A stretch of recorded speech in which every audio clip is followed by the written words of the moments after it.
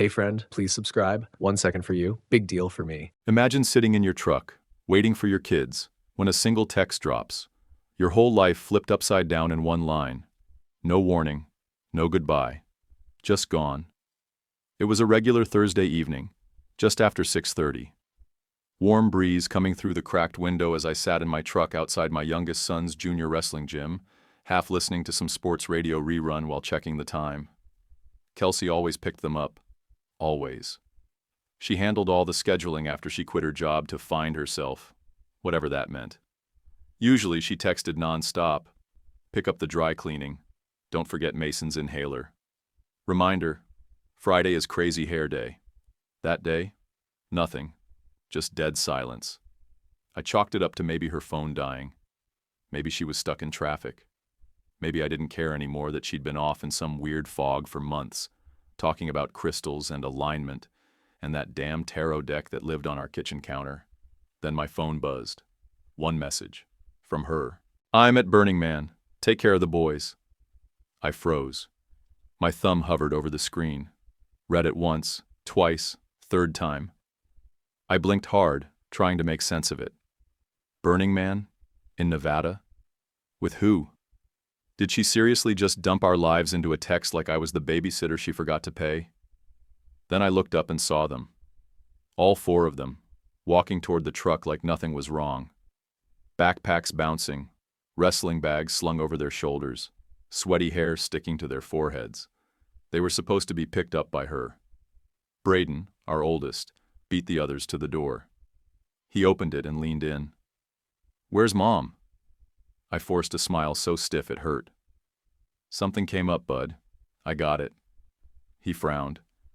She said she'd bring popsicles. Sorry, man. She couldn't make it. I kept my voice even. I didn't blink. But inside, I was shaking like a washing machine with loose bolts. Once I got them home, I did everything I could not to lose it. Made boxed mac and cheese, helped with spelling homework, threw Mason in the tub, kept my voice steady, didn't let them see a crack. Then I went outside, sat on the back steps, and tried calling her. 10 times. Straight to voicemail. I texted. Nothing. Sent a message to her cousin. Hey, is Kelsey okay? No reply. It was like she had vaporized. At one point, I just sat there in the dark, listening to the cicadas buzz and the dogs bark 2 yards over, holding my phone like it was going to explain something if I stared long enough. Burning Man? With who? And why the hell now? Quick note. Before listening, share which city or country you're watching from. And let's continue. I stayed up until almost 2 in the morning, just sitting there in the living room after the kids were in bed. Didn't even turn the TV on. Just kept checking my phone. I knew it already, even then. But part of me still hoped it was a mistake. That maybe she was just trying to scare me. Push some boundary. But deep down, I knew better. That message wasn't the beginning of a fight. It was a goodbye wrapped in a middle finger. The next morning I packed all 4 lunches myself. Checked their folders. Kissed them on the forehead like nothing was wrong. And right after the bus pulled away, I went back inside and locked the door behind me. I wasn't waiting for her to come home. I was getting ready to clean up the mess. The day after I locked the door behind me, it started. Just this endless loop of chaos and exhaustion. 4 boys under 12, 2 dogs that wouldn't stop barking at shadows, and a house that seemed to produce dirty laundry like a factory. No breaks, no backup, no sign of Kelsey. That first week, I ran on adrenaline and muscle memory. Wake them up, feed them, brush teeth, get them to school, pick them up, dinner, homework, bedtime. Repeat. Every hour packed, every minute spoken for. I didn't even think about her after a while, just about how to survive until the next thing. Nights were worse. Once they were asleep, the silence hit hard. I'd try to knock out laundry or sweep the kitchen, but mostly I sat there in a fog, trying to make sense of what the hell just happened. I'd stare at the baby monitor like something might pop up and fix it all. Around night 13, I was scrubbing peanut butter off the couch cushions at 2 a.m., while a dryer buzzed non-stop in the background. The air in the house smelled like old socks and Febreze. My back ached. My eyes felt like sandpaper. I hadn't slept more than 3 hours in a row since she left. Not once. Mason had cried for almost an hour earlier. He wouldn't go to sleep without that stupid lullaby Kelsey used to hum every night. I couldn't remember half the damn lyrics. I ended up pulling some video off YouTube and mumbling along like an idiot just to calm him down. He finally passed out, gripping my thumb so tight it went numb. That night, I finally hit a wall. Sat down at the kitchen table and just sat. Everything in me crashed. There was no space, no spiritual quest, no healing journey. She was gone, no plan, no warning, no goodbye. Just a text like she was calling off a dentist appointment. And for what? I stared at the cold mug of coffee in front of me. Then I stood up, walked into the living room, and grabbed her old laptop from the bookshelf. She never logged out of anything. Always said remembering passwords was too stressful. Guess she figured I'd never look. Big mistake. I powered it on, heart racing in my chest like I was stealing from a stranger. The screen blinked awake, desktop cluttered with open tabs. The first thing I saw was a group chat labeled Temple Burners 2025. I clicked it. Photos, hundreds of them. Tents, naked people, dust storms, people wearing feathers and neon body paint, spinning fire and grinning like they'd solved world peace. Kelsey was right there in the middle of it, grinning like she hadn't left 4 kids at home who still thought she was coming back. I clicked into her email. There were 2 accounts. One I recognized, one I didn't. The second was a burner account. The name spelled wrong, like a middle schooler trying to be clever. That's where I found the itinerary. A whole folder labeled Desert Trip 2025, round-trip flights, hotel receipts, a shared packing list, and 2 Burning Man passes. Second ticket name, Trent Myers. My breath caught so hard it felt like a punch to the chest. I stood up fast, knocking the chair over behind me. Trent, of all people. He was my roommate sophomore year, my best man at our wedding. He held Braden the day he was born. He helped me carry a busted washing machine into this very house 3 summers ago. I gave that guy a key to our garage. And now? He was off in the desert with my wife, playing house like this was some bohemian honeymoon. I scrolled deeper, more emails, travel details. They'd been planning it for months. Months. While I was working overtime to cover bills, she was shopping for camping gear and booking VIP parking passes in the Nevada desert with my former best friend. That's when something snapped in me. I closed the laptop, stood there in the middle of the kitchen, and let the rage take over. Not yelling, not throwing things. I just felt this sharp clarity. She didn't slip. She chose. She chose him, the desert, the acid, the glow sticks, over her kids, over me, over everything we built. And now she was gone, and I was here, up to my neck in laundry and chicken nuggets, patching holes she tore open without a second thought. But I wasn't going to be some sad guy she walked out on. I was going to handle this. Clean, smart, brutal if I had to. Because while she was off chasing the sun, I was about to bring the roof down. I didn't throw the laptop, didn't scream into a pillow or punch a wall like some drunk teenager. I closed the lid, took a deep breath, and walked straight to the junk drawer in the kitchen. Buried under batteries and broken pens was the old business card I'd kept since Braden's first football season. Blake Halverson, attorney at law. He used to coach the local youth team when Braden was 6, the kind of guy who wore windbreakers to church and had a voice like gravel. I called his office right then, left a message. 2 hours later, I was sitting in a dim, cluttered conference room that smelled like coffee and ink. I didn't sugarcoat it. Gave him the full list. The text, the voicemail log, the photos, the trip itinerary, the emails with Trent's name plastered all over them. I didn't look up while I talked. Just read it all off like a grocery list. Blake didn't blink. He scratched his chin, then leaned back in his chair. We'll bury her in paperwork before she gets a word in. His voice was calm, cold, not cruel, just clinical, like a surgeon staring at an open wound. We'll file for emergency custody, lay out the timeline, the evidence, everything. You've been doing it all anyway. Judges don't like ghosts. From there, I moved fast. Blake gave me a list of what I needed to do on my end, and I knocked it out like a checklist. First was the money. I booked a meeting with a financial planner Blake recommended. Quiet guy named Omar with glasses too big for his face but sharp as hell. I walked into his office with a printout of every joint account, every credit card, every bill. Told him what happened. He barely said 10 words the whole time. Just nodded, typed, and handed me a folder. We froze everything we shared. I opened a new account under my name. Rerouted every automatic payment, electric, water, trash, school lunch funds. Everything tied to the boys came through me now. She could burn sage in the desert all day, but she wasn't touching 1 cent of their support. Next came the house.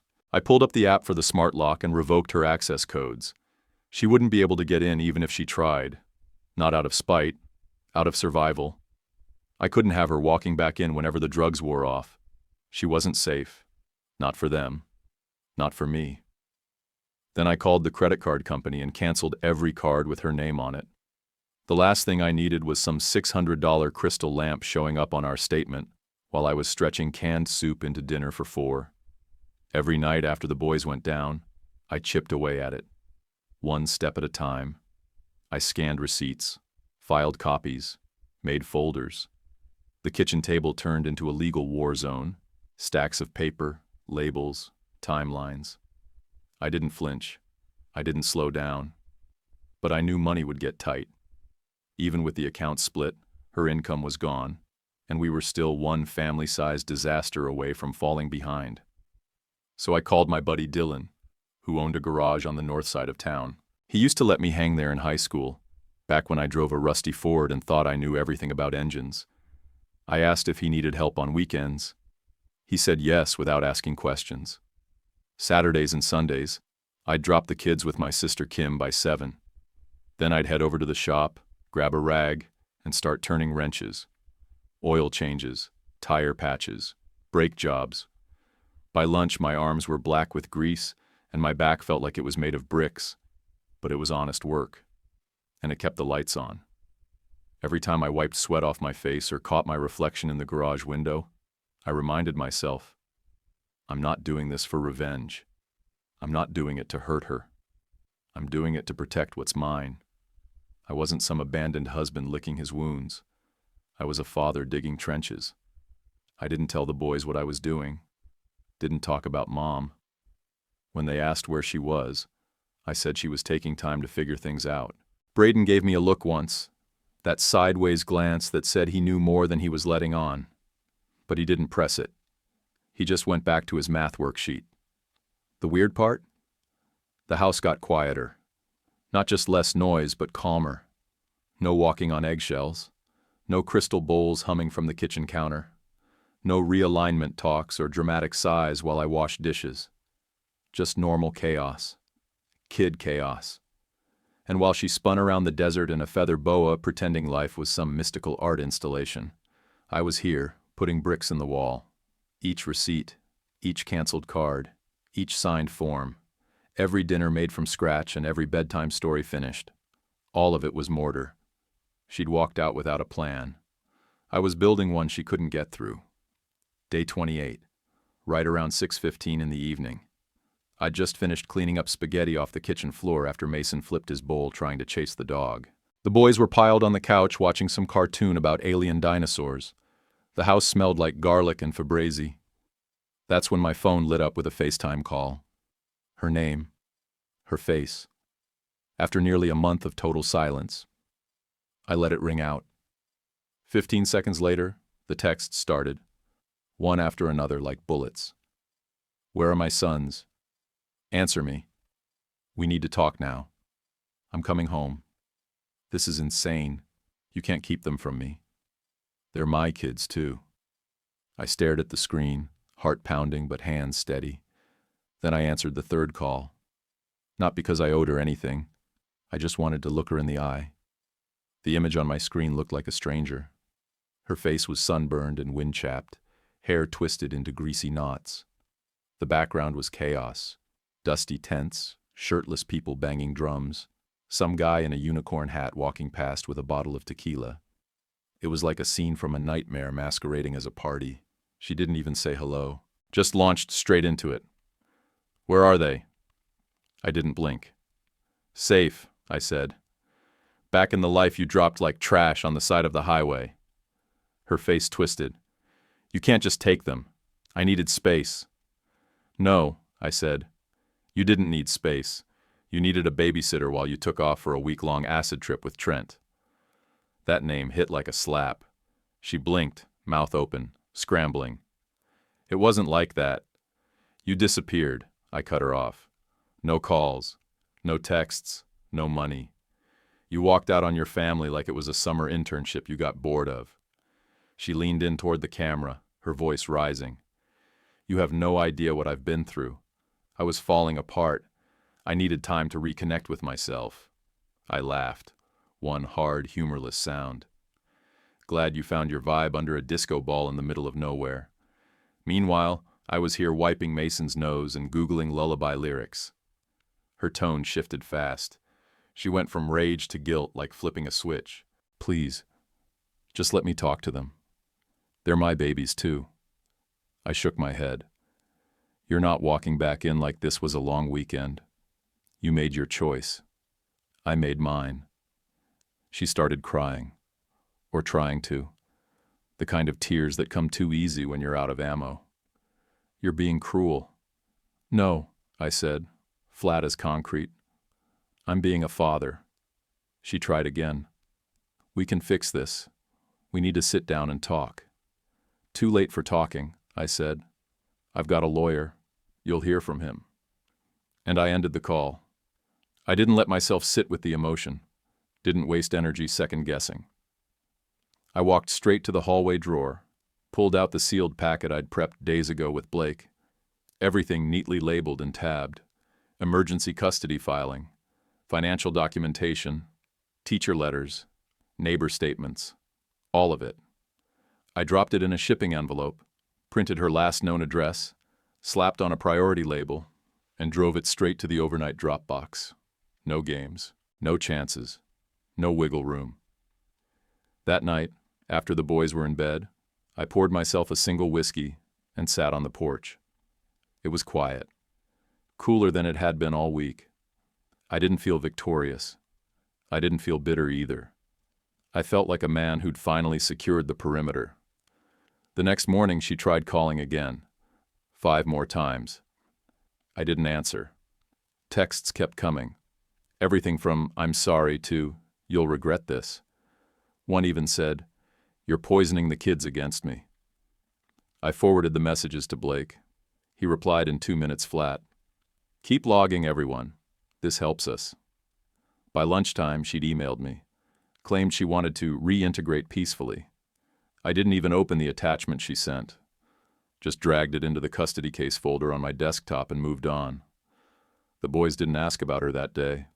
Not even once. I think Braden saw her name pop up on my screen, but he didn't say a word. Just looked at me for a second while tying his soccer cleats, then kept moving. It hit me then. They weren't waiting for her anymore. And neither was I. She thought she could drop a match and come back once the fire died down. But I'd already rebuilt the foundation, and I was locking the doors behind me. 2 mornings later, right around 7:30, I was in the kitchen packing lunches when I heard the banging. Not knocking, full-on fists pounding the front door like she was trying to break it down. The boys were still upstairs getting dressed, cartoons humming low in the background. I walked to the door slow. Didn't rush. I already knew who it was. I looked through the peephole first, even though I didn't need to. There she was, Kelsey. Hair pulled back into some tangled bun, face blotchy and swollen like she hadn't slept in days. Hoodie 3 sizes too big, leggings stained at the knees.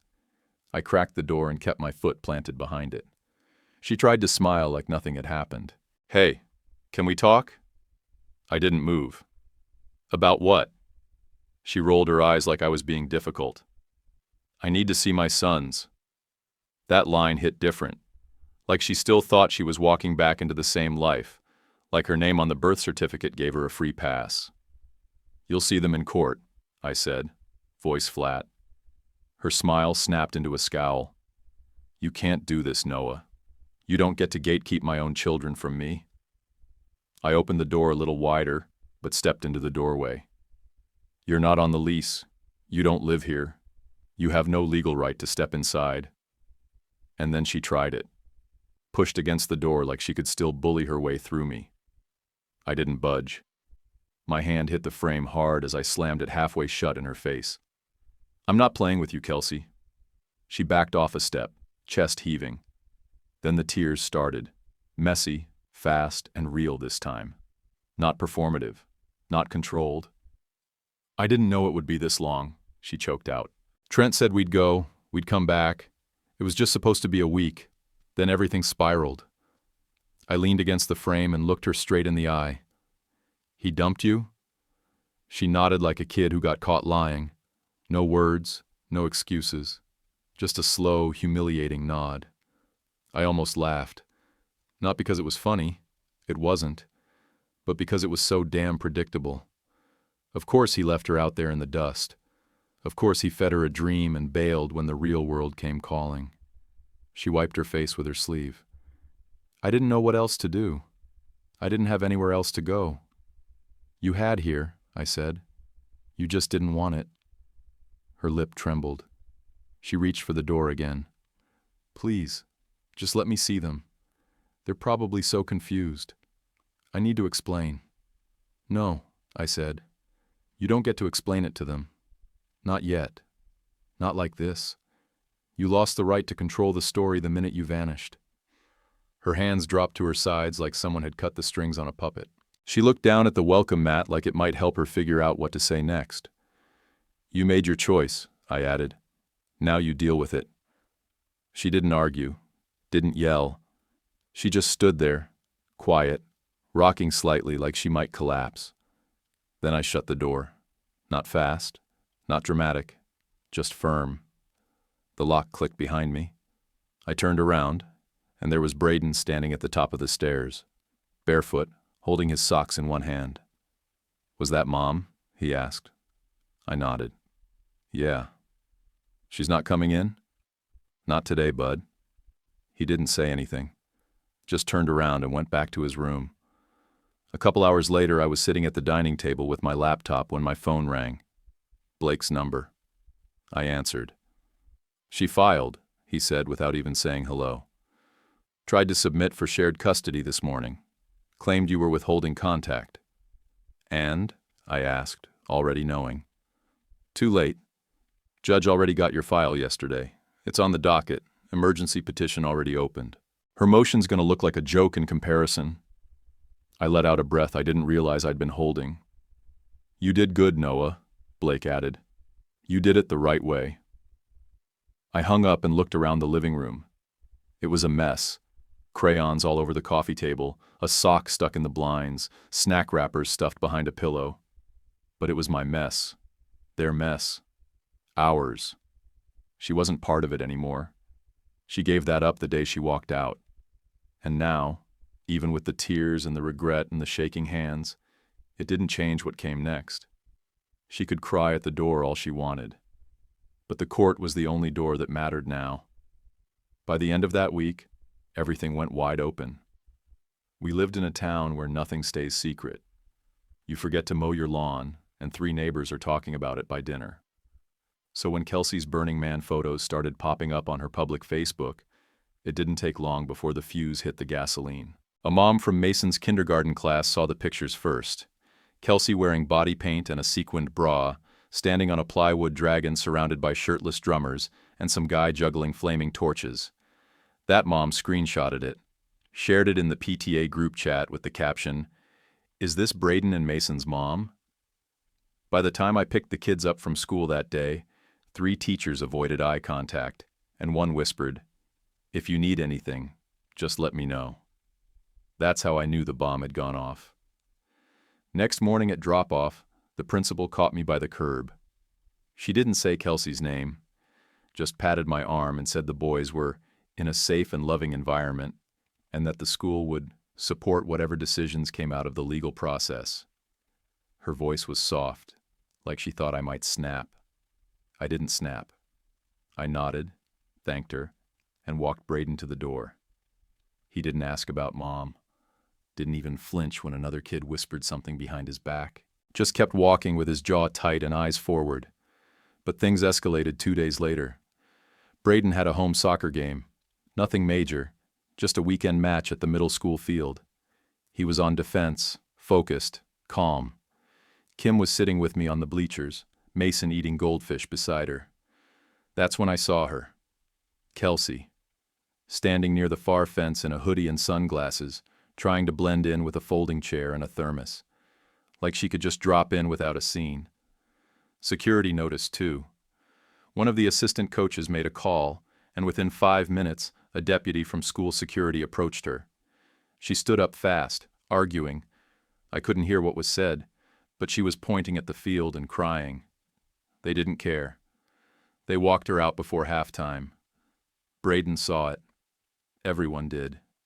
He didn't wave, didn't say a word, just stared across the field while she was being escorted off. Then he turned and jogged back to his spot like nothing happened. After the game, he didn't bring it up. I didn't either. The school counselor called me the next afternoon, said Braden was quiet but steady, said the younger two had stopped asking where Mom was. She paused before saying that part, like it was supposed to be comforting. It wasn't. It just felt heavy. Kelsey stopped trying after that. No more calls, no more texts. But the mess she left behind wasn't done with me yet. Late one night, after I got the kids to bed and was halfway through folding laundry, my phone buzzed. Unknown number. I almost ignored it, but something made me swipe. A woman's voice came through, sharp and controlled. "Is this Noah Harper?" "Yeah," I said, still holding a t-shirt in one hand. "This is Elise Myers," she said, "Trent's wife." I didn't say a word, just sat down on the edge of the bed, laundry forgotten. She kept going. "You don't know me, but I know everything. I found the receipts, the hotel bookings, the texts. He told me he was at a music production workshop in Denver. For 2 weeks." My jaw clenched. "And he was in the desert with my wife." She didn't flinch. "Yeah, I saw the photos. And then I found your lawyer's name in one of the emails she forwarded him. That's how I found you." I leaned forward, resting my elbows on my knees. "Why are you calling me?" "I'm divorcing him," she said, blunt as a sledgehammer. "And I'm suing your wife." That caught me off guard. Suing her? For what? "Alienation of affection," she said. "It still holds in this state. My lawyer confirmed it. She interfered in my marriage and she's going to pay for it." I didn't respond right away, just processed. This woman, who I'd never met, had been blindsided by the same two people who lit my life on fire and danced in the ashes, and now she was gearing up to fight, just like I did. Then I asked, "Would you be willing to testify? In my custody case?" Her answer was instant. "Hell yes." I thanked her. She didn't stay on the phone long. Said her lawyer would be in touch. Said she had everything documented, screenshots, texts, dates, even a printout of their check-in time at some Vegas hotel before they drove into the desert. When I hung up, I stared at the wall for a minute. Not in shock, not in disbelief, just locked in. Because now, it wasn't just my word against Kelsey's. It was Kelsey and Trent against the people they blew their lives up for, and we were ready to drag every ugly truth into the light. We walked into court 15 minutes early. The hallway smelled like old carpet and nerves. I had the boys dropped off at my sister's. Blake met me on the steps outside. He looked calm, almost bored. Said that was a good sign. Inside the courtroom, it felt colder than I expected. Bleached lighting, wooden benches, one bailiff leaning against the back wall like he'd seen it all and didn't care to hear it again. Kelsey came in 5 minutes late. She looked wrecked. Worn jeans, oversized hoodie, hair barely brushed, no makeup, chipped nails, red around the eyes. She didn't even glance at me. I looked straight at her. Blake leaned over and said under his breath, "You don't say a word unless asked." No looks, no sighs, nothing. Let her show the judge who she really is. The judge walked in. Female, maybe mid-50s, sharp voice and no time for small talk. We all stood, then sat. She went straight into it. She opened the file. "This is a petition for emergency sole custody based on abandonment, with supporting documentation from the petitioner and third-party statements." Her tone didn't shift an inch. She looked right at Kelsey. "Do you understand what this hearing is about?" Kelsey nodded, quiet. "Yes, Your Honor." The judge didn't waste a second. "Then let's get to it. You were gone for 28 days with no contact. That's not a break. That's not a vacation. That's a legal concern. Why?" Kelsey squirmed in her seat. I was overwhelmed." The judge raised her eyebrows. "Overwhelmed?" "I didn't mean to stay away that long," she said, barely above a whisper. "It was just supposed to be a short trip. I thought—" The judge held up a hand. "That's enough. You'll get a chance to respond. But first, I want to hear from the witness." Elise stood up from the back row, walked to the stand in a blazer and heels like she was stepping into a boardroom. You'd never guess she'd been on the other end of this same betrayal just weeks ago. Blake called her up, swore her in. Then he went right to the point. "Can you tell the court how you know the respondent, Kelsey Harper?" Elise nodded once. "She had an affair with my husband." "What evidence do you have of that?" Elise opened her folder and handed a packet to the clerk. Emails, burner phone messages, hotel receipts, plane tickets, photos, social media posts, all showing that she and my husband, Trent Myers, were together in Nevada during the same time frame she was missing from her home. Blake let the evidence hit the table. The judge flipped through it, one photo at a time. Feather bows, body paint, matching wristbands. Then Elise delivered the blow. Her voice was steady, controlled. "My husband told our 8-year-old son that he was going to a music workshop in Denver. Instead, he flew to Las Vegas and drove with Kelsey Harper to Burning Man. He didn't call, he didn't check in, and neither did she." The judge stopped flipping through the photos. "Thank you. You may step down." Blake stood, buttoned his jacket, and approached the bench. "Your Honor, I'd like to submit the full custody timeline we prepared. It outlines the petitioner's actions during the respondent's absence, including meal records, school attendance, medical appointments, and child care support." She waved him forward. "Already reviewed it. Very thorough." "I appreciate the structure." Kelsey finally raised her head. Her voice cracked. "It was just one mistake. I didn't leave them. I needed to get away and Trent offered—" The judge cut her off so hard the room went silent. This wasn't a break. This wasn't a weekend getaway. This was reckless abandonment. You left 4 children with no contact, no support, and no plan, for almost a month. That's not a mistake. That's a choice. Kelsey's face went pale. She didn't respond. The judge turned to me. "Mr. Harper, your documentation checks out. Emergency custody is granted effective immediately. Full legal and physical custody to the petitioner." She turned back to Kelsey. "You will have no contact with the children until you complete a full psychological evaluation. Once that is approved by the court, we will revisit the matter of supervised visitation." Kelsey's mouth opened like she wanted to protest, but nothing came out. Just this strangled breath like the air had been punched out of her. The gavel came down. One hit, cold and final. People stood up. Papers shuffled. I didn't move. Blake put a hand on my shoulder and nodded toward the door. Kelsey stayed sitting. Outside the courthouse, Elise caught up to me. Her heels clicked sharp on the sidewalk. She didn't smile, didn't smirk, just handed me a card. "My lawyer," she said. "If she tries anything shady, we're ready." I took it. "You held your own in there." She nodded. "I didn't do it for you. I did it for me. And for your boys." Fair enough. She turned and walked away without looking back.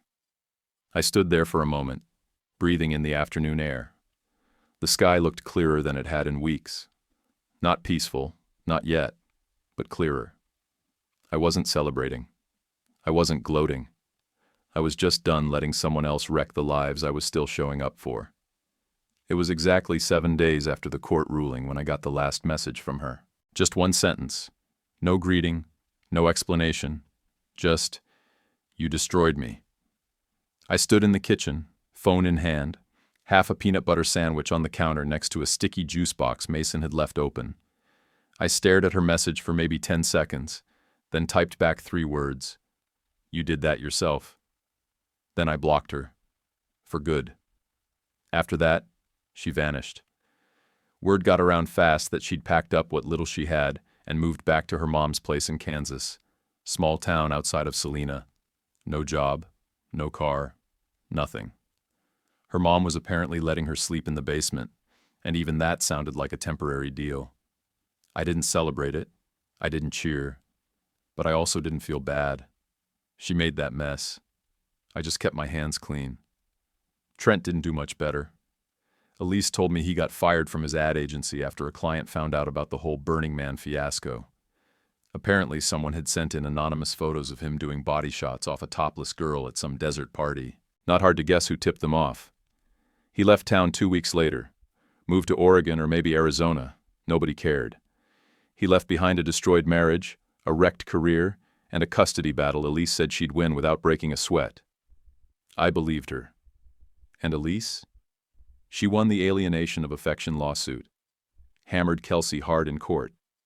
Kelsey now owed her $27,000 and change in damages, plus court fees. Her savings were gone within a week. That spiritual journey cost her more than just her family. It buried her in a financial grave she'd be crawling out of for years. Meanwhile, back in our house, life slowly started feeling normal again. Braden stepped up in a way I didn't expect. He started helping me coach Little League.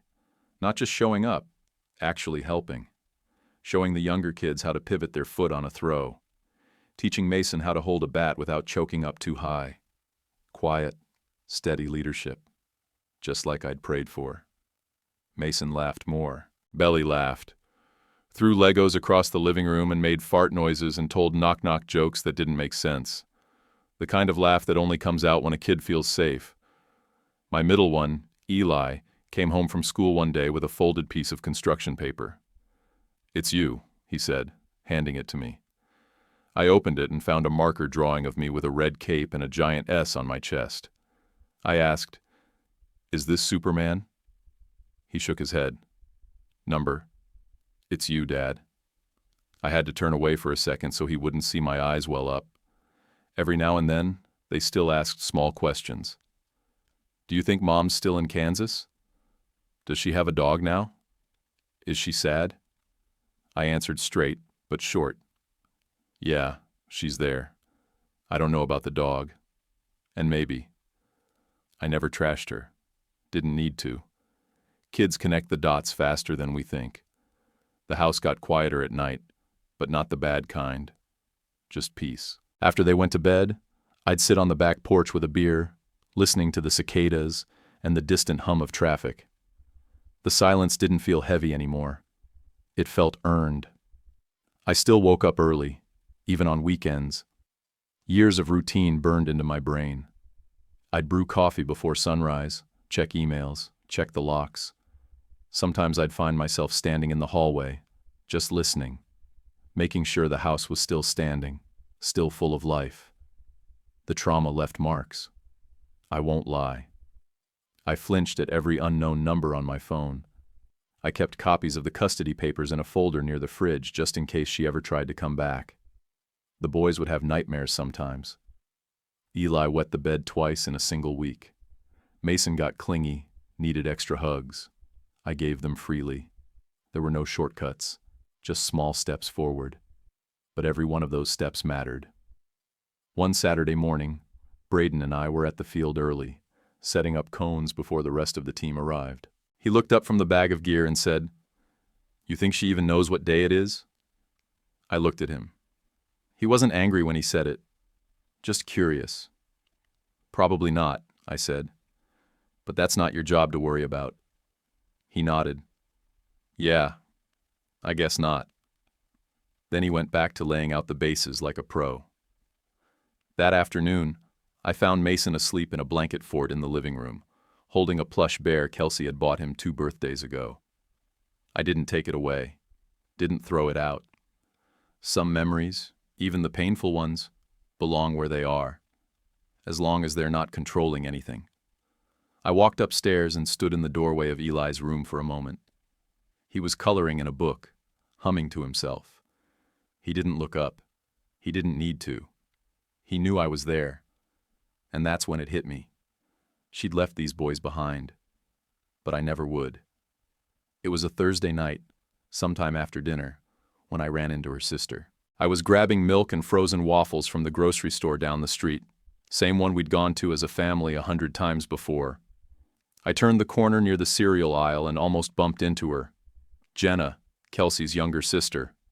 She froze, holding a bag of flour and a 6-pack of sparkling water. Her eyes dropped quick. No smile. No, hey. I gave her a nod. Didn't expect to see you here. She shifted her weight and looked past me like she was trying to find the exit. Finally, she mumbled. She's not the same anymore. I didn't ask who. We both knew. Jenna cleared her throat. She talks about the boys like she's some kind of victim. Says you poisoned them. Says you made her disappear. I kept my hands on the cart, calm. She made her call. Nobody pushed her. She nodded once, then turned and walked away without saying goodbye. Didn't matter. I didn't need more than that. I paid for the groceries, drove home in silence. The boys were already upstairs when I got back. I put everything away, wiped the counter, and sat in the backyard for a bit. The shed caught my eye. It had been falling apart since before Kelsey left. The roof sagged, the door wouldn't close right, and the inside was a mess of rusty nails and old Christmas bins. One afternoon, after I finally got caught up with court stuff and bills, I decided to rip the whole thing down and start over. It wasn't about storage. It wasn't even about the shed. It was the first thing I built for myself since the storm hit. I tore off the roof plank by plank, replaced the studs, painted the door a deep gray the boys picked out together at Home Depot. Mason helped hold the screws. Eli tried to draw flames on the side with sidewalk chalk. Braden stood back with his arms crossed like a project manager, pointing out uneven corners and crooked shingles. It didn't come out perfect, but it was ours. People started noticing too. Neighbors dropped off extra lumber. One brought pizza for the boys while I worked. Another offered to lend me his drill set. I didn't ask for any of it, but I didn't turn it down either. The community stepped in without being asked. Parents from Little League offered to carpool. Teachers sent home extra materials without charging me. My boss approved a remote schedule, 3 days a week working from home so I didn't have to lean so hard on my sister anymore. Every little hand made the weight lighter. Nobody said it out loud, but they all knew. Kelsey's name had turned sour around here. She wasn't just the woman who left. She was the story moms whispered about when they thought the kids weren't listening. Then, one night while I was scrolling through emails, I saw her name in my inbox, Elise Myers. It wasn't legal stuff, just a short message. Hey, just wanted to say thanks. I've moved on, found someone new. He's boring and good and stable as hell. I'm happy. We burned them. Now we get to rebuild. That last line sat with me. I reread it 3 times. We burned them. Now we get to rebuild. I leaned back in my chair, let out a breath I didn't realize I'd been holding, and smiled for the first time in a long time without forcing it. There wasn't some huge moment of closure. No final showdown or dramatic confrontation. No apology coming through the mail. It was just little stuff now. Quiet mornings where nobody cried. Sandwich crusts cut just the way they liked. Laughter coming from the living room instead of silence. Half-finished art projects taped to the fridge. Late-night Nerf gun battles that ended with, "Just 5 more minutes, Dad." The kind of peace that doesn't announce itself. It just grows. And every time I looked out at that rebuilt shed, I knew one thing for sure. We survived the fire. Now we were finally getting to live past the smoke. People ask me sometimes, if she came back today, different, sorry, changed, would I ever take her back? That man? The one who would have considered it? He died the moment she texted me from the middle of the desert like I was some babysitter she forgot to pay. Not a partner, not a father, just a disposable extra on the life she'd decided to walk out of. What she did wasn't some slip. It wasn't a mental breakdown or one bad night she regretted. It was selfish, clear-eyed, calculated. She bought tickets, booked hotels, packed her bags, and told 0 people. That's not confusion. That's cowardice with a smile. She didn't just leave me. She left 4 boys who still had glue in their hair and bedtime songs memorized. For what? A glow-stick rave and a married man in a feather vest? She left them thinking it was someone else's job to carry the weight. And I did carry it. Every pound of it. I made every damn meal, washed every uniform, showed up at every teacher conference, sat in the ER with Mason when he broke his wrist falling off the monkey bars. I packed lunches and wrote notes on napkins when they had spelling tests. I stayed up with Eli when he had a fever and wanted to know why she wasn't coming back. I gave them answers I didn't even have for myself. I smiled when I didn't feel like smiling. I stayed steady when everything felt like it was spinning off the rails. I got them through it. We got each other through it. And now? I don't live for anger anymore. That burned hot and fast. But it passed. I live for peace now. The quiet kind. The kind that comes from knowing exactly who you are and who you'll never be again. I live for Sunday night movie marathons where we eat popcorn out of the mixing bowl and argue over who gets the couch blanket. I live for early morning fishing trips where we don't catch a damn thing but eat gas station donuts and call it a win anyway. I live for the notes Braden leaves on the fridge reminding me to sign permission slips, for the muddy cleats by the door, for Mason dragging his pillow downstairs on stormy nights. Those are my wins now. Not legal victories, not revenge. Just moments that actually matter. Do I wish it had been different? Of course I do. But wishing doesn't rewrite what happened. And I wouldn't trade what I have now to go back to some lie we were both pretending to believe in. She'll never sit at this table again. She lost that seat. Not because I hate her, but because I love them too much to let her back in just to fracture it all again. That's not punishment. That's the cost of walking away. You leave once, and maybe, just maybe, someone lets you back in. You leave like she did, with silence, lies, and a selfie from the middle of nowhere. You don't get to return to the fire you abandoned and expect it to still be warm. It's not bitter. It's just done. And now? Now I sit here with 3 wild, messy, beautiful boys who call me Dad with their whole chest, who look at me like I'm made of stone, even when I feel cracked. We made it through. That's the story I'll tell. Not about the storm she brought, but the shelter we built in spite of it. What do you think? Should someone like Kelsey ever get a second chance at parenting after what she did? Drop your answer in the comments. And if this story hit you, like and subscribe for more. YouTube picked this for you. Tap it. Let's see if they guessed right.